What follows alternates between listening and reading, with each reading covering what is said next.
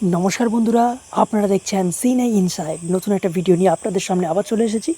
শুধু তোমাদের জন্য ধারাবাহিকের আজকের পর্বে দেখবেন টিনটিনকে নিয়ে সবাই যখন আনন্দে মেতে ওঠে, সেই সময় পিসি ঠাম্মা এসে বলে, এই ছেলেটি কে, সবাই কি তা জানে? রাজীববাবু সবটা বলতে গেলে পিসি ঠাম্মা বলে, আমি সব জানি। আর রাহিকে বলে, তুমি এত মিথ্যে কথা কেন বলো সবাইকে? রাজীববাবু বলে, ওরা কি মিথ্যে কথা বলছে বড় পিসিমা?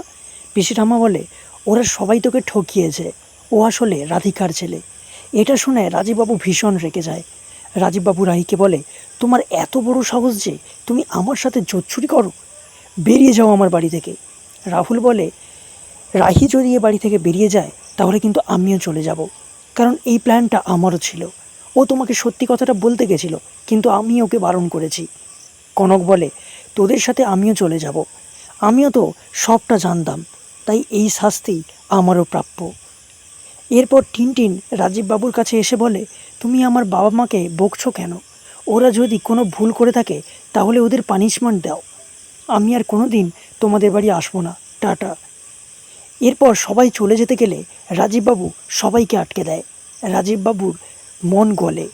রাজীববাবু রাধিকাকে নিজের বুকে জড়িয়ে ধরে আর কেঁদে ফেলে।